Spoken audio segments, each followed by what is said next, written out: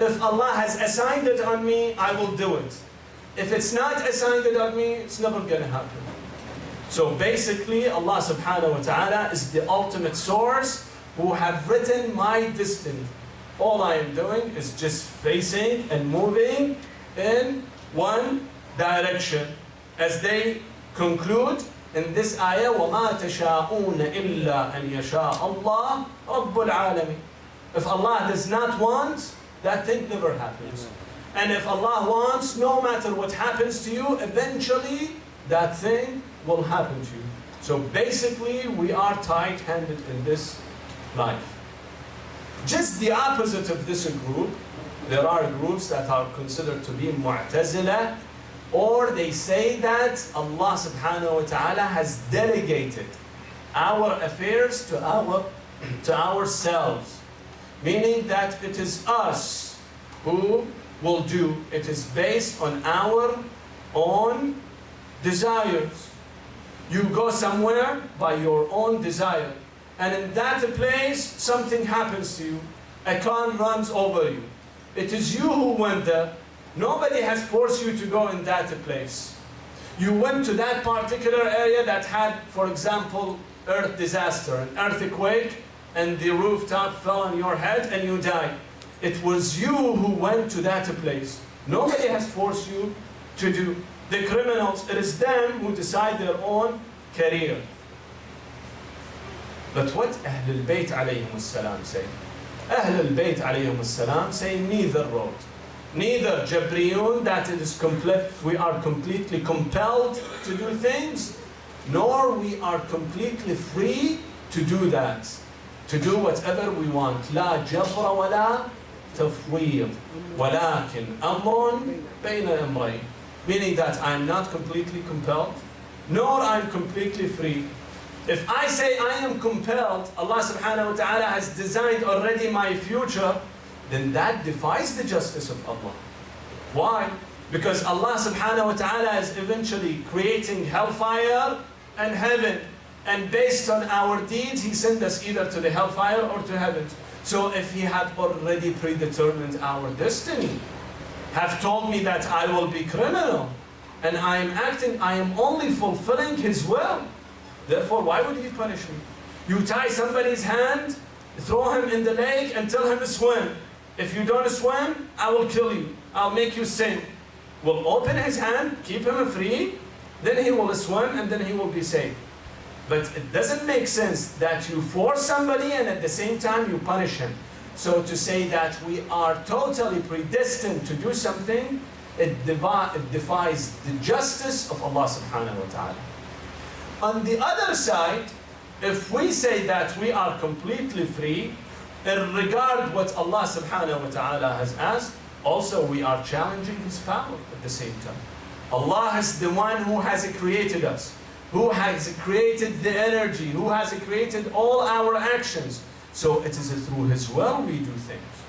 Imagine somebody who's born handicapped. Again, it is due to his own choice. He became handicapped. Someone who has a congenital disease from birth.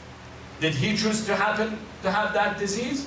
No. But Allah subhanahu wa ta'ala has mandated things on him.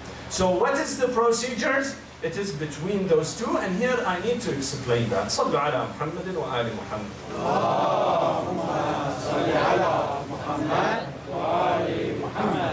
When Allah subhanahu wa ta'ala created this universe, He made two kinds of universe. One is the physical one, and the other one is the metaphysical or non-physical one. Let us start with the non-physical. What is the non-physical one? It's the world that is not contained by time, space, and volume, like our physical universe. Like what? The world of angels. We have angels, we have ghosts, we have jinns, we have spirits, all those creatures. We never come into contact with them. We never feel them. Those belong to the metaphysical world. That world is considered to be completely free, meaning that the spirits, the angels, the ghosts are free. They can move anywhere they want. There is no restriction on them. There is no restriction in terms of time, space, or volume on them.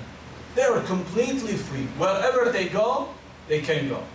Unless Allah subhanahu wa ta'ala mandates where to stay. And there, they forced by the command of Allah.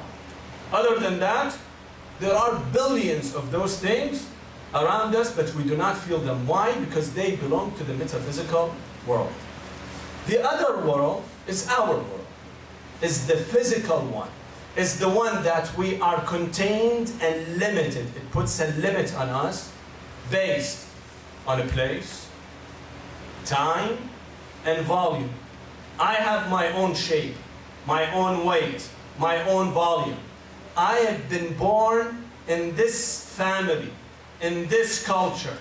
I am only living in this country at this time, not 100 years ago, not 100 years later. I don't know what will happen 1 hour from now. Does anybody know what will happen in 1 hour from now? No. Do we know what is happening behind this wall? No. Nobody has an idea what is happening behind this wall. Or what will happen 10 years from now. Or 10 minutes from now. We have no idea. Therefore, we are limited by the volume, by the time, and by the space. Allah subhanahu wa ta'ala, when He created the physical world, He put those parameters that we live within those two parameters. Now, once we die, Allah subhanahu wa ta'ala take us from this physical world and bring us to the non-physical world. At that time, we are free. At that time, you see something that you could not even expect. Allah subhanahu wa ta'ala says in the Holy Quran, says, لَقَدْ كُنْتَ فِي غَفْلَةٍ مِّنْ هَذَا فَكَشَفْنَا عَنْكَ غَطَاءَكَ فَبَصَرُكَ الْيَوْمَ حَدِيدٌ. Before, you were oblivious. You had no idea what is the metaphysical world is, the non-physical world is. Now that you died, Allah has removed this curtain from your eyes. Once this curtain is removed, then you can see by your eyes. فَبَصَرُكَ الْيَوْمَ حَدِيدٌ. You have a very strong vision. Then you will see the billions of spirits and ghosts and angels and jinns and shayateen everywhere in this universe. But right now, there is a curtain in front of our eyes. We cannot see this one. The first world, the non-physical world, Allah subhanahu wa ta'ala calls it Alamul Amr. The physical one, Allah subhanahu wa ta'ala calls it Alamul Khalq. There is another term. Our world is called Mulk, Mulk or Khalq. The other world called Alamul Amr or Alamul Malakut. Mulk and Malakut. Mulk is the physical, the non-physical one is Malakut. Alamul Amr, the non-physical, Alamul Khalq is the physical one. And the ayah says, وَالشَّمْسُ وَالْقَمَرَ وَالنُّجُومَ مُسَخَّرَاتٍ بِأَمْرِهِ أَلَا لَهُ الْخَلْقُ وَالْأَمْرُ تَبَارَكَ اللَّهُ رَبُّ الْعَالَمِينَ. Allah subhanahu wa ta'ala has both of those two worlds, the Alam al-Amr and Alam al-Khalq, both in His hands. The physical and non-physical world, both at His disposal. Now, those two worlds, both the physical and non-physical, they run based on this principle, the cause and effect principle. Anything happens, it has to have a cause. Without a cause, it does not happen. You hear my voice because I'm speaking in the mic. If I'm not speaking in the mic, you don't hear my voice. If you hear a knock on the door, it either has to be someone or something knocking on the door. By itself, does not happen. Just out of nowhere, something happens, doesn't make sense. You go in the desert, all of a sudden you see a huge building. Did it create itself? No. It has to be something, someone came and created that thing. So there is always cause and effect. And this applies to both worlds. But what is the difference? In the non-physical one, Allah subhanahu wa ta'ala is the ultimate cause and the immediate cause. Meaning once He decides for something, He says, kun fayakun. Innama amruhu عالم الأمر. Remember, we said that the non-physical is called أمر.